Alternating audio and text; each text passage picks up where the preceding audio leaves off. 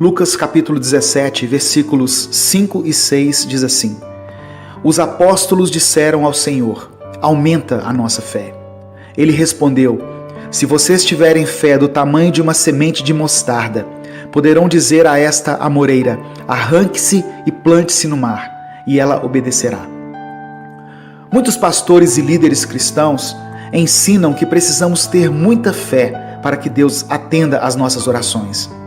Mas não foi isso que Jesus disse. O que importa não é a quantidade ou o tamanho da fé que você possui, mas se você tem fé ou não. Jesus está nos dizendo nessa passagem que com uma pequena porção de fé você pode alcançar grandes milagres em sua vida. A ênfase do ensino aqui não é a grande fé dos discípulos, mas sim uma pequena fé num Deus grande e poderoso. Quando você for orar a Deus, ore com fé, crendo que Deus existe e que Ele recompensa aqueles que o buscam. Ainda que muitas vezes você não entenda a forma de Deus agir, creia que o Senhor vai responder às suas orações, como prometeu que faria. Tiago nos orienta a pedir com fé, sem duvidar, pois aquele que duvida é semelhante à onda do mar, levada e agitada pelo vento. Ele diz que quem duvida não receberá coisa alguma do Senhor. Temos que pedir segundo a vontade de Deus. 1 João 5,14 diz que esta é a confiança que temos para com Ele, que se pedirmos alguma coisa segundo a sua vontade, Ele nos ouve. Que as nossas orações sejam sempre seladas com a expressão: cumpra-se a sua vontade, Senhor, e não a minha. Por mais dolorosas que sejam essas palavras, nossa dificuldade é que nem sempre sabemos qual é a vontade de Deus numa situação específica. A palavra diz que não sabemos orar como convém, mas para isso nós temos o Espírito Santo. Peça a Ele que coloque as palavras certas em sua boca. Nossa certeza não está no poder da nossa fé, mas no poder de Deus. Uma fé pequena como um grão de mostarda removerá os montes. Não se refere aqui a montanhas, literalmente falando, mas sim a grandes obstáculos que muitas vezes estão no nosso caminho. Leia o capítulo inteiro e veja que Jesus estava falando sobre o perdão.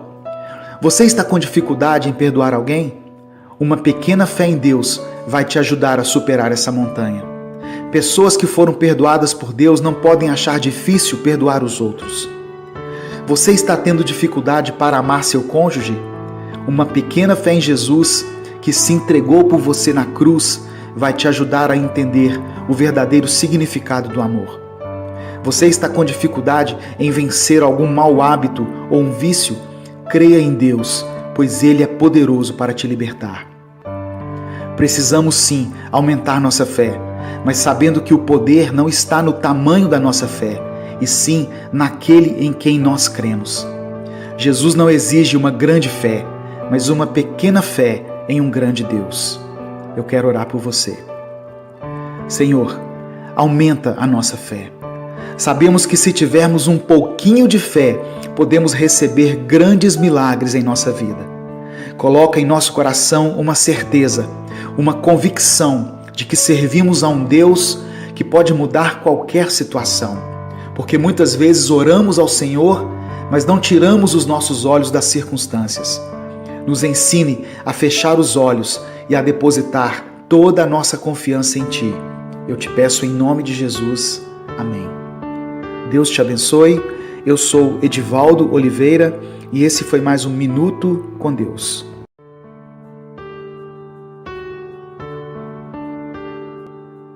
Salmos capítulo 4, verso 8 está escrito: Em paz me deito e logo adormeço, pois só Tu, Senhor, me fazes viver em segurança.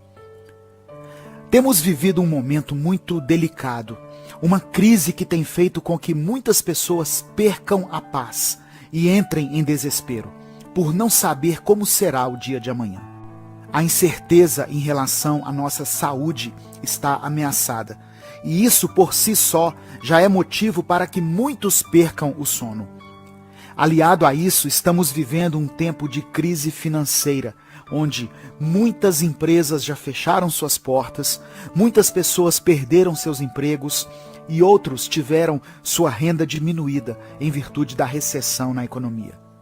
em meio a essa crise, outras crises são geradas.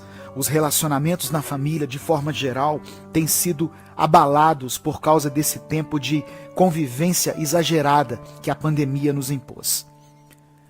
Muitos acreditam que Davi escreveu o Salmo 4 durante a revolta de Absalão, o filho de Davi que começou a traçar planos para usurpar o trono de seu pai.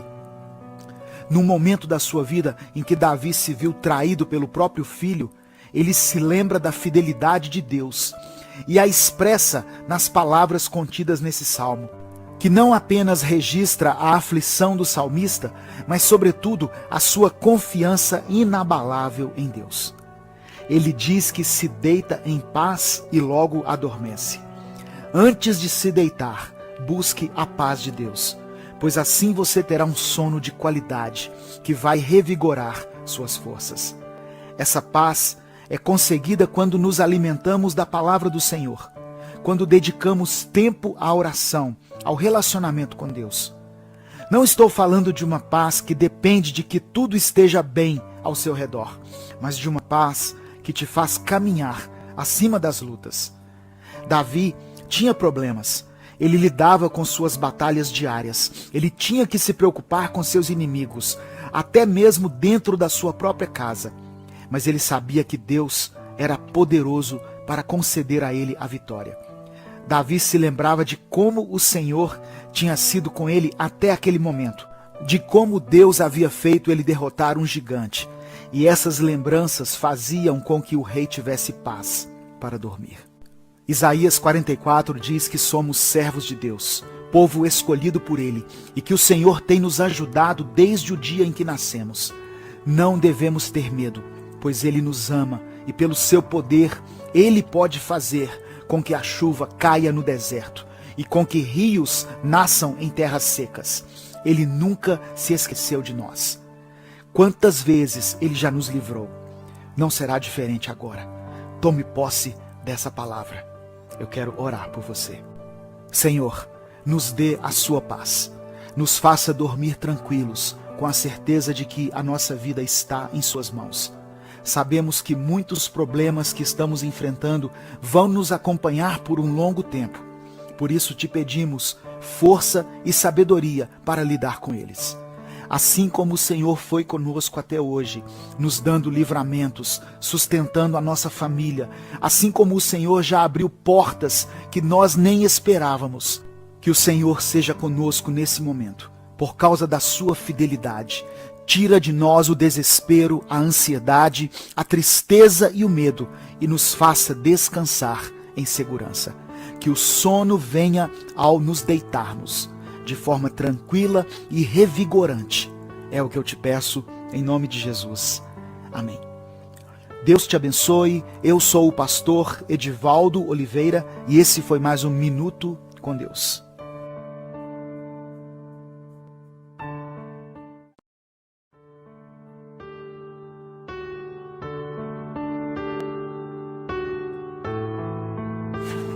Segunda Coríntios capítulo 12, versículos 9 e 10 diz assim: Então ele me disse, a minha graça te basta, porque o poder se aperfeiçoa na fraqueza. De boa vontade, pois, mais me gloriarei nas fraquezas, para que sobre mim repouse o poder de Cristo.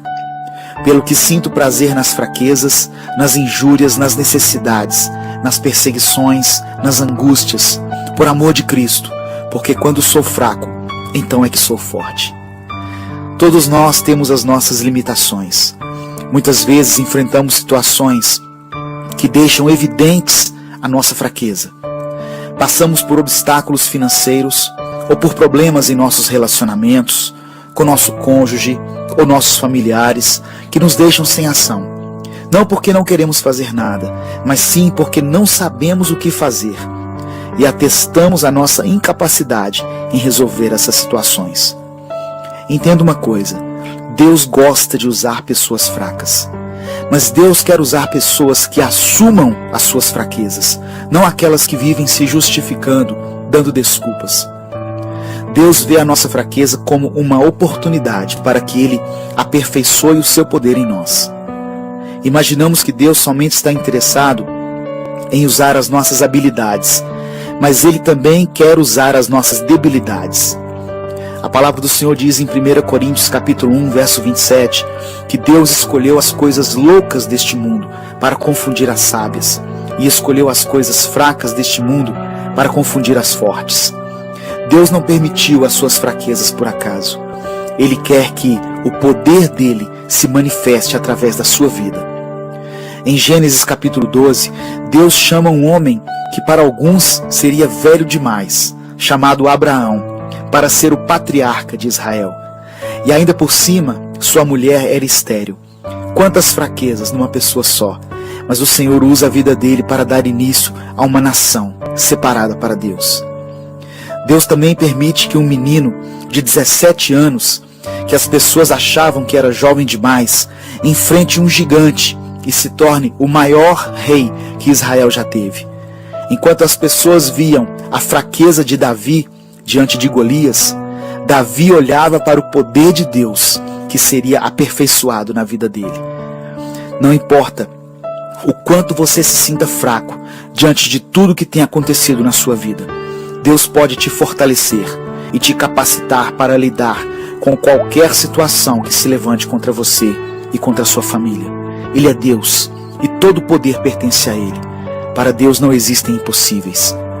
Admita suas fraquezas, confesse as suas imperfeições. Deus vai usar sua vida e te dar vitória sobre seus inimigos. Eu quero orar por você. Senhor, nós reconhecemos e nos alegramos na nossa fraqueza. Que o Senhor use a minha vida e a vida de quem está ouvindo essa palavra, pois eu sei que o seu poder se aperfeiçoa na nossa fraqueza. Toma a minha vida em tuas mãos. Eu coloco a seu dispor as minhas habilidades, o meu conhecimento e também as minhas deficiências e as minhas debilidades. Que eu aprenda a depender somente do Senhor e a não me tornar arrogante quando for usado pelo Senhor. Eu oro em nome de Jesus. Amém. Deus te abençoe. Eu sou Edivaldo Oliveira e esse foi mais um Minuto com Deus.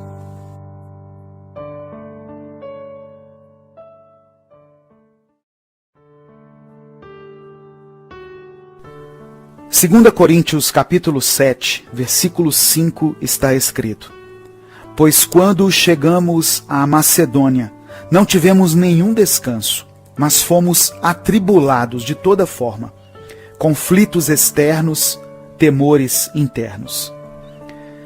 A vida cristã é um desafio diário. Sempre teremos um motivo para buscarmos a Deus em oração. Por mais que nos consagremos e nos dediquemos às coisas do Senhor, de vez em quando Deus vai permitir que alguma situação fuja do nosso controle. São os conflitos externos, que podem ser representados por um desemprego, uma crise financeira, uma enfermidade, um conflito familiar ou conjugal, ou qualquer outra situação desesperadora que você esteja enfrentando. E ao passar por conflitos externos, a maioria de nós começa a sentir temores internos. Ou seja, quando enfrentamos lutas que são maiores do que a nossa capacidade, automaticamente somos tomados pelo medo, pela tristeza, pela angústia e pelo desânimo. Se você está assim, eu quero que você saiba que Deus tem o controle de todas as coisas. Mesmo que uma determinada crise tenha te pegado de surpresa, Deus já sabia que você passaria por ela. Se essa mensagem chegou até você, é porque o Senhor quer que você saiba que Ele está cuidando de tudo. Ele não te abandonou. Deus tem um propósito para a sua vida e para a sua família, e nada vai impedir que os planos do Senhor se cumpram. É interessante percebermos nessa passagem que, antes de ir para a Macedônia com os outros discípulos, Paulo tentou ir para outros lugares.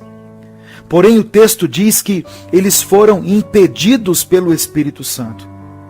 E após tentarem ir para 2 lugares diferentes, eles concluíram que deveriam então pregar o Evangelho na Macedônia. Só que ali, depois de expulsar o demônio de uma mulher que dava lucro aos seus patrões por meio de adivinhações, eles foram perseguidos. E Paulo e Silas foram açoitados e lançados na prisão. Aquela que parecia ter sido a direção de Deus para a sua vida, trouxe para eles tribulações e adversidades. Mas mesmo assim, diante das perseguições e das lutas, eles não deixaram de louvar ao Senhor dentro da prisão. E à meia-noite, o milagre da libertação aconteceu. Um terremoto fez com que as estruturas da prisão se abalassem e as portas das celas se abriram.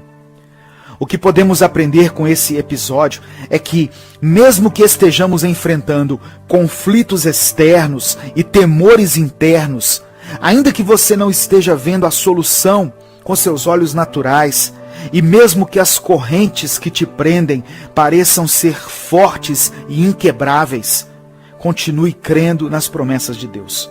No tempo certo, Ele vai agir, e você receberá a cura, a provisão, o alívio e a libertação. A paz vai voltar a reinar na sua vida e na sua família. Eu quero orar por você. Pai, eu te peço que nesse momento o Senhor contemple a vida desse irmão e dessa irmã que estão passando por um tempo de conflitos externos e por causa desses conflitos se encontram desesperados. Que o Senhor renove a sua fé e a sua esperança e lhes dê força para que possam continuar lutando. Restaura essa família e estabeleça um novo tempo para eles. É o que eu te peço em nome de Jesus. Amém. Compartilhe essa mensagem. Ela pode mudar a vida de alguém. Inscreva-se e seja membro do canal para apoiar esse projeto. Deus te abençoe. Eu sou o pastor Edivaldo Oliveira e esse foi mais um Minuto com Deus.